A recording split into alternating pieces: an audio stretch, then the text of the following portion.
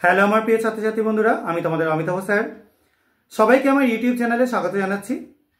আজকে তোমাদের নিউট্রিশনের তৃতীয় যে ক্লাসটা, এই ক্লাসে আমি কিছু গুরুত্বপূর্ণ কোশ্চেন আনসার আলোচনা করব। যারা পূর্ববর্তী ক্লাসগুলো ফলো করনি তারা অবশ্যই ফলো করে নিও। আগের ক্লাসগুলোতে আরও কিছু কোশ্চেন আনসার এরকম আলোচনা করা আছে। তো আজকেরটা আপাতত শুরু করছি। প্রথম যে কোশ্চেনটা দিয়ে শুরু করব সেটা হচ্ছে অর্নিথিন চক্র কোথায় সম্পন্ন হয়। এটা অবশ্যই তোমরা জেনে রাখবে যে লিভার বা যকৃতে সম্পন্ন হয়। খুব গুরুত্বপূর্ণ একটা পদ্ধতি, কারণ আমাদের মূত্রের একটা প্রধান উপাদান হচ্ছে ইউরিয়া, NH2CONH2 বা CONH2 হোল টুয়াইসও তোমরা বলতে পারো। এই ইউরিয়া কিন্তু তৈরি হয় আমাদের যকৃতেই। তাহলে এই যে অর্নিথিন চক্র, এটার প্রধান উপাদান কি হবে? অবশ্যই হবে ইউরিয়া।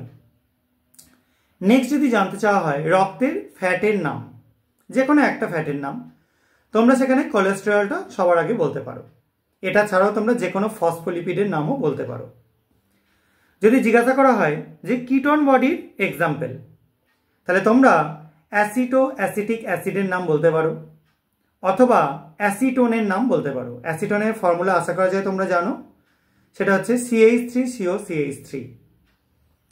এবার যদি জিজ্ঞাসা করা হয় অপরিহার্য ফ্যাটি অ্যাসিড, তাহলে আরাকিডোনিক অ্যাসিড এই অ্যাসিডের নাম, অথবা লিনোলেনিক অ্যাসিড বা লিনোলেইক অ্যাসিড, এগুলোর নাম তোমরা বলতে পারো। এগুলো অপরিহার্য ফ্যাটি অ্যাসিডের মধ্যে পড়বে। নেক্সট যদি জিজ্ঞাসা করা হয় মানব রক্তে লিপিডের স্বাভাবিক পরিমাণ কত, এটা অবশ্যই হবে 560 মিলিগ্রাম পার ডেসিলিটার, অথবা 100 ml বলতে পারো, 560। নেক্সট হচ্ছে রক্তে কিটোন বডির স্বাভাবিক পরিমাণ কত, এটা অবশ্যই হবে 1 মিলিগ্রাম পার ডেসিলিটার।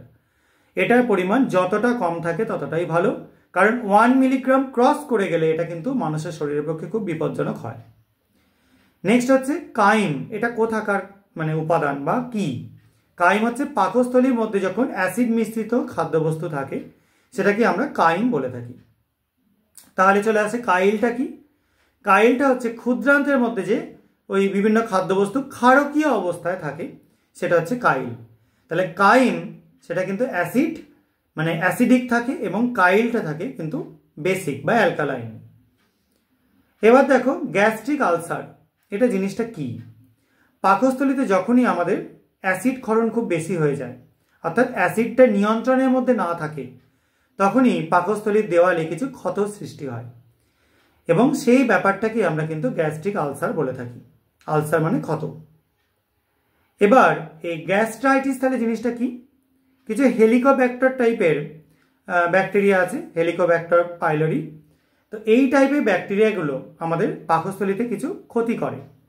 কীরকম হয়? আমাদের যে মিউকোসাস স্তর রয়েছে সেটাকে এরা ক্ষতি করে দেয়, যার জন্য স্তরটা ক্ষতিগ্রস্ত হয়, এবং সেই কারণের জন্য সেই জায়গাটায় অ্যাসিড সংক্রমণ হয়ে সেই জায়গায় ক্ষয় হয়।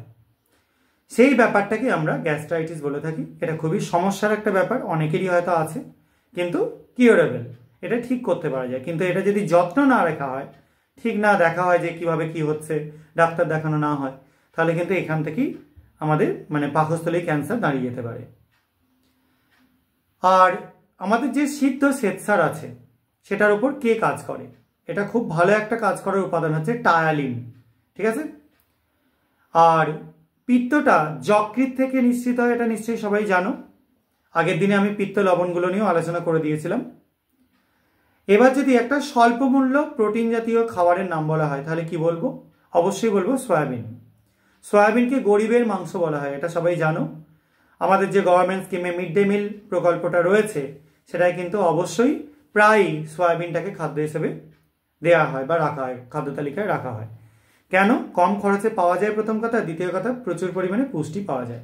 এক না, সয়াবিনে যদি কারো অ্যালার্জি বা কিছু সমস্যা না থাকে, থাকে। আর টায়ালিন মেনলি সিদ্ধ শ্বেতসারকে কিসে পরিণত করে? এটা অবশ্যই মল্টোজে পরিণত করে। আর এই মল্টোজকে আবার ভাঙে কে? মল্টেজ। আর অ্যামাইলেজ, এরা কিন্তু সিদ্ধ এবং অসিদ্ধ দুরকম টাইপের শ্বেতসারের উপরই কিন্তু কাজ করতে পারে, এবং তাদেরকে মল্টোজ আর আইসোমল্টোজে কনভার্ট করে। আর সুক্রেজ কার ওপর কাজ করে? তো আমি আগের দিনই বলেছিলাম, সুক্রোজের ওপর কাজ করে, এবং তাকে ভেঙে দিয়ে কিসে কিসে পরিণত করে? গ্লুকোজ আর ফ্রুক্টোজে। আর ল্যাকটেজ, এটা খুবই গুরুত্বপূর্ণ একটা উপাদান যেটা আমাদের ল্যাকটোজের উপর কাজ করে এবং মানে ল্যাকটোজকে ভেঙে দিয়ে গ্লুকোজ আর গ্যালাক্টোজে পরিণত করে। ওই কোনটাকে ভেঙে কি কি হয় এগুলো মনে রাখা কিন্তু অবশ্যই দরকার আছে। আর লাইপেজ কার উপর কাজ করে এটা বুঝতেই পারছো, ফ্যাটের উপর কাজ করে এবং ফ্যাটি অ্যাসিড আর গ্লিসারলে পরিণত হয় এটা থেকে।